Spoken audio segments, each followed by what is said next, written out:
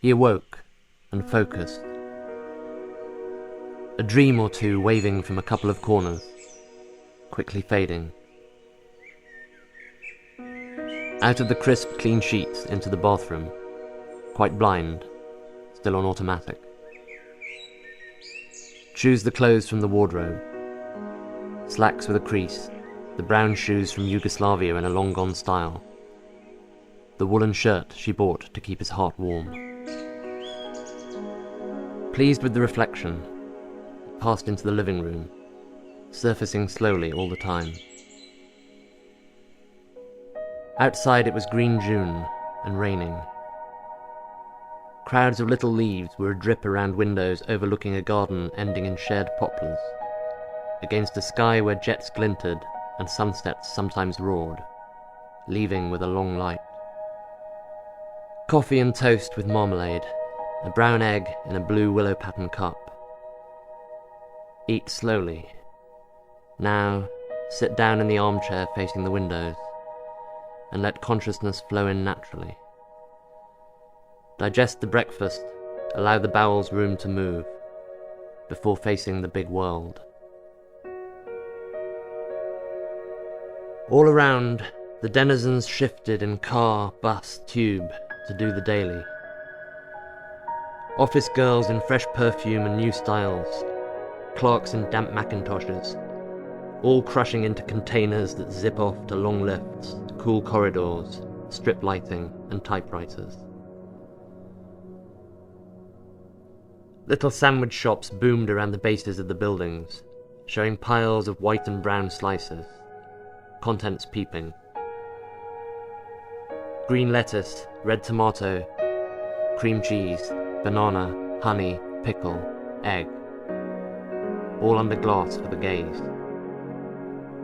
Smells of steam and coffee. Gleaming pastries fresh from pre-dawn bakeries. Seated figures, alone or a chat, over thick white plates behind the misty windows. A smell of rain on warm concrete, coming in with each refugee rattling the open-closed sign. And him off to his small job in the place he knew so well. He was content, an unusual state amidst all this rush and ambition. He didn't want to be boss or make pots of cash, but merely loved his routines, waking, the journey, the weather. A park lunch, shop window walks. Working well, going home with satisfaction. Getting on with his little projects in the evening. Saturday shopping, Sunday strolls. The change of a season, a new shirt. Down Oxford Street, the buildings were festooned with ivy and Virginia creeper. Trees grew from the windows of Selfridges. The pavements and tarmac were split by plane trees spreading across Marble Arch from Hyde Park. Purple loosestrife waved in the breeze, scattering its white floating seeds, glowing in the late afternoon light. He walked down fractured pavements, smelling the recent rain. He wore, as usual, his grey suit, white shirt and dark tie.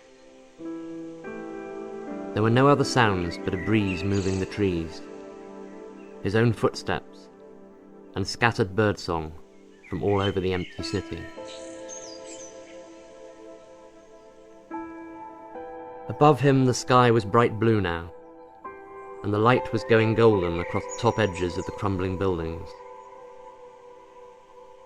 At the bottom of Oxford Street stood the tall Centrepoint Tower, its remaining upper windows glinting, while most of the base was covered in vines. Mile-a-minute vine especially had grown out from many of the gardens, and living up to its name, had swamped quite a number of roads and buildings in the city. He often strolled through Hyde Park, then on to Victoria Station, where thousands of birds had nested in its cast-iron structure. The ammoniac stink of their droppings was choking, and the platforms and remaining carriages were covered in a greyish, foot-thick crust of excrement. Each year the city became more verdant, and each time he walked through the streets, he noticed new erosions as front walls or roofs fell, revealing sections of rooms with different patterns of peeling wallpaper and furniture, often tangled with plants that had grown from seedlings blown through shattered windows. Many of the bigger buildings were amazingly well preserved, though. He especially liked to walk into the Lyceum Ballroom on the Strand. And the Royal Albert Hall, though Hyde Park now surrounded it, was almost perfect inside, as were the Victoria and Albert Museum and Natural History Museum, with all their dusty exhibits still intact. He sat on one of the few uncovered benches in the woods that Hyde Park had become, reading the Daily Mail from June-July 1958, having found some library files in good condition. He read one each day, in order, carrying it with him on his daily walk around the city. He took lunch and tea breaks at the same times as he had always done, and always kept himself engaged in some project. Recently, he'd been reading the criminal files at New Scotland Yard, but found most of the crimes depressingly unimaginative, so he hadn't been back. After a while, he folded his newspaper and started on the way back down Oxford Street. The dried leaves of many autumns had blown into the corners and doorways of all the shops, and some of the display mannequins were still standing in the dust and rain-streaked windows. He thought for a moment of going up to Harrods, but decided against it for that day. There was a beautiful Bechstein Grand upon which he would practice for hours on many a summer's evening. His playing was progressing very well, he thought, and he was even originating some pieces of his own.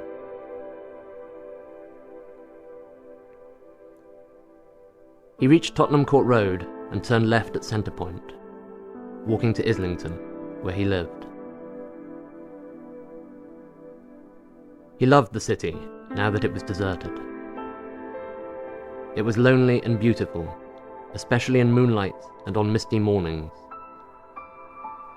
In springtime there were riots of blossom, in summer a wonder of fern and leaf. In autumn the mist and a spicy smell of falling leaves, red, gold, brown, gold. In winter the stillness and clear, biting frost and snow. He enjoyed walking out across the frozen Thames. One winter he'd walked right from the Tower Bridge to Richmond. Every season, too, had its memories, and every street. The crowds down Oxford Street, Christmas windows in the big stores on Regent Street, all aglow and glittering. Summer boating on the Serpentine. Tea on the roof garden at Derry and Tom's in South Kensington when he was a boy. Westminster, the Houses of Parliament, cinemas in Leicester Square, Speaker's Corner on Sunday. Tube trains, taxis, traffic jams. Brick Lane Market in the East End. Political meetings, marches, police on horseback, news vendors shouting out headlines. The hotels on Park Lane. Now he could have a suite in all of them. The Dorchester was wonderful in summer, a pale green room overlooking the park. Tattered curtains billowing from his balcony, thick carpets, drifts of leaves in the corners. At night he would watch the moon and listen to a whir of wings. Sometimes he saw the hares dancing, or a stalking fox in the clearings below. The Ritz was lovely too, almost completely obscured by trees rampant from Green Park. He would wake up to a gently moving undersea light filtered through leaves and branches, and go down the long corridors like the walkways of a submerged ship.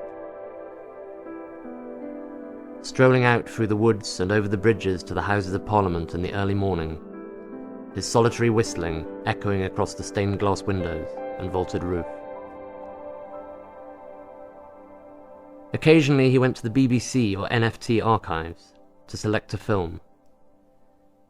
He'd seen hundreds in this way, and was developing a filing system so he could relocate the ones he liked. There were thousands more to see yet, and he'd hardly started on the TV, film and video material at Shepherd's Bush and Teddington. He would take his chosen film to a cinema in Leicester Square, set it in motion, then sit alone in the huge plush interior smoking a cigarette or two, purely for nostalgia's sake, to see the smoke rising through the film beam. The old newscasts affected him greatly. The Kennedy assassination, the images of Christine Keeler, early Beatles footage, all in a slightly worn black and white.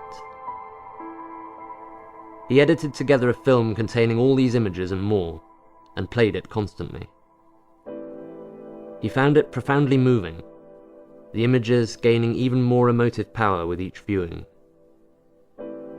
All these characters of his past, moving in old daylight, waving and smiling and moving on. One of his favourite films was The Swimmer, starring Burt Lancaster. And he often played this without the soundtrack, drowning in the crude beauty of its early Technicolor. At home, too, he kept a small 8mm projector for playing home movies that he came across in his exploration of the city's deserted apartments. He was fascinated by all the tiny, intimate details of these films. The jerky figures waving from seaside and garden at weddings and birthdays and baptisms. Records of whole families and their pets growing and changing through the years. In these endless empty apartments, he read letters, looked tenderly through photo albums, books, clothes in the wardrobes, opening dusty curtains to views of the wilderness outside. In some of them, the greenery had invaded completely. In one flat near Holland Park, he discovered a sodden sofa tangled by the roots of a fig tree. It must have formerly been a houseplant, but now had extended its branches out through a shattered bay window as its roots drew nourishment from the decaying furniture. In another apartment, not far away, in Kensington, he opened a wardrobe and found half a dozen pure silk Fortuny dresses that must have formerly been worth a few £1,000s. They were not hung, but twisted and rolled into skeins to preserve their pleats. Their fabric was said to be so fine that one could pass them through a wedding ring, and as he lifted them, he marvelled at their lightness and at the soft shining of their subtle colours and the dusty illumination from the windows. In this same apartment, he came across photographs of the woman who must have worn these dresses as a young girl. She was very slender and typically 30s in style. Short hair, pale face, dark eyes and lips. The photos showed her standing among her friends, in the gardens and drawing rooms of the well-to-do, through years of changing fashions. The austerity of the 40s, the grey 50s, and as a good-looking, mature woman in the early 60s. After that, there were no more photographs, though she must have lived in this apartment for long afterwards. He stood in the soft beams of sunshine diffused by the curtains, caught for a moment in the stillness of the room, watching the dust swirling, slowly golden through patches of light that fell across the carpets and furniture, feeling a strange closeness to the vanished woman. Being here and touching her possessions in the dusty intimacy of these rooms was like walking through her life. Everything of her was here, but for the physical presence. And in some ways, that was the least important part of her, for him. As the light gradually faded into evening, he remained standing in semi-darkness. The foliage outside made dim, slowly moving shadows on the walls. He was remembering distant sounds of passing cars, and the way their headlights would sometimes flicker across the ceiling. He felt as though there was someone standing next to him, a woman. He could feel her warmth through his shirt, seemed to catch a hint of perfume. He dared not turn to look, because he felt that even a small movement might dispel the achingly beautiful sensation, and he did not want that. So he stood alone in that room in the deserted city as the warm darkness fell, remembering the faint rumble of underground trains passing beneath his feet, music from distant radios, voices, old conversations, feeling the radiant closeness of someone intangible and gone.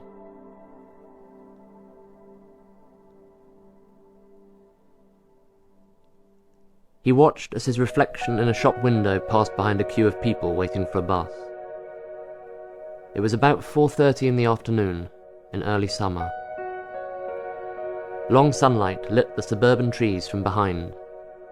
He felt happy and calm, comfortable inside himself.